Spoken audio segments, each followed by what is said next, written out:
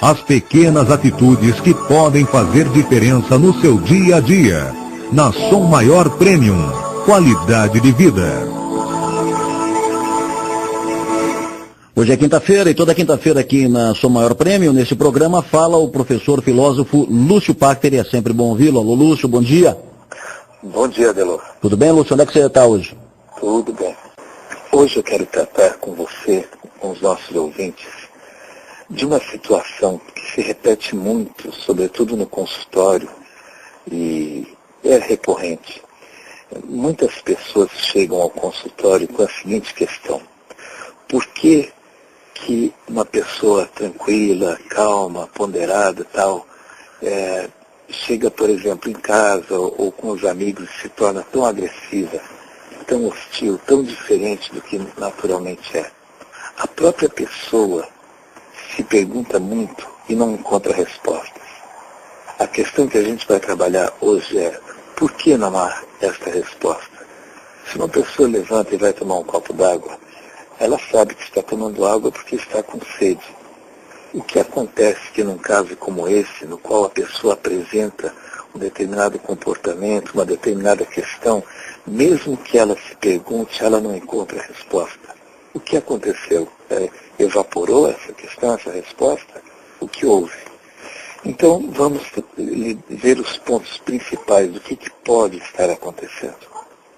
Bem, a primeira questão quanto a isso é que muitas das coisas, muitos dos comportamentos que uma pessoa tem, eles foram introjetados, começaram a fazer parte da vida da pessoa, sem que ela tenha alguma vez se questionado ou se perguntado se aquilo era a melhor maneira, ou seja, ela simplesmente colocou na vida dela.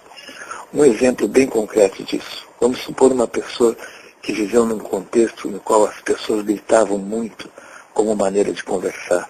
Gritavam porque achavam que assim iam ter razão na palavra do grito, ou gritavam porque achavam que isso ia tornar mais enfáticas suas opiniões. Tal pessoa achou que era assim que se fazia e passou a proceder dessa forma, mesmo em contextos nos quais a paz e a amizade pediam outra coisa, e não isso. E aí a pessoa começa a se perguntar: puxa, por que eu tenho que gritar? Por que eu faço isso? Não tem nada a ver comigo, tal. Essa é uma das questões, então, muito comum, viu, Adelor, nos consultórios. Outra questão é que algumas pessoas aprenderam a responder a certas questões de uma única maneira. Só que isso envelheceu, não cabe mais nos contextos atuais. Esses dias eu estava vendo um programa num desses canais a cabo sobre a velha república na Alemanha e como os grandes líderes, como Bismarck e outros, aos poucos, as respostas que eles tinham, que serviram para uma época, já não cabiam mais com as atualizações do mundo. E eles foram perdendo espaço, não porque não tivessem boas ideias e fossem inteligentes, mas porque se habituaram a um tipo de resposta que caducou, que não cabia mais. Isso então acontece muitas vezes na vida da pessoa. Há pessoas que se habituaram a responder sempre de uma determinada maneira a determinada coisa, que às vezes mudou e a pessoa continua nos velhos padrões. Uma terceira fonte aqui desse tipo de questão que estamos tratando, no qual a pessoa se pergunta por que faz determinadas coisas e não encontra a resposta, diz respeito ao fato de que muitas vezes a resposta está associada a uma rede complexa de fatores, muito complexa. Nem sempre uma pessoa colocada no ambiente, ela vai responder diretamente ao ambiente, mas ela às vezes já traz N questões que vão encontrar naquele espaço um lugar de resposta. Só que essas N questões, elas são às vezes associadas, fazem com que a resposta ao ambiente seja completamente diferente, distante, que tenha muito pouco a ver.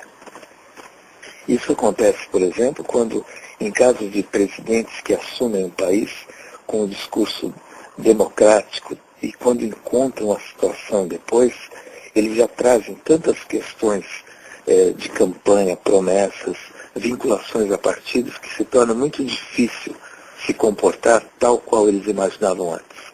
Uma coisa é o discurso, não é?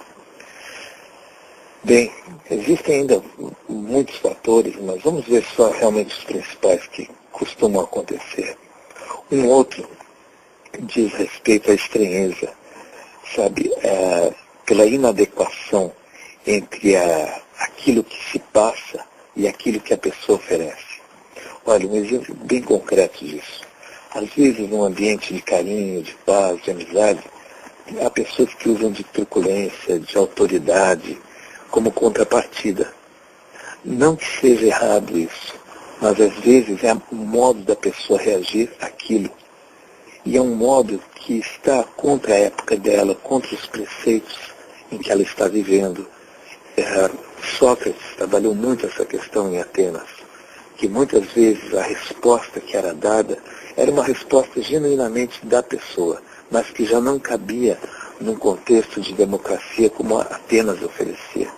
O que acabou, aliás, acontecendo com ele. Então, muitas vezes, a maneira como a gente reage a certas coisas é parte nossa, mas diante do que está acontecendo soa muito estranho, fica inadequado. Tem outro fator que é muito comum. Esse realmente é um fator da nossa época, é uma das características da nossa época, que são as famosas linhas cruzadas. Funciona mais ou menos assim. É uma coisa se deslocando para o espaço de outra. Então, às vezes, uma pessoa está em casa, está irritada, está ansiosa, caminha de um lado para o outro e não está bem. Só que não tem nada a ver com a casa dela. Aliás, a casa dela é o lugar onde ela se recarrega, se restabelece.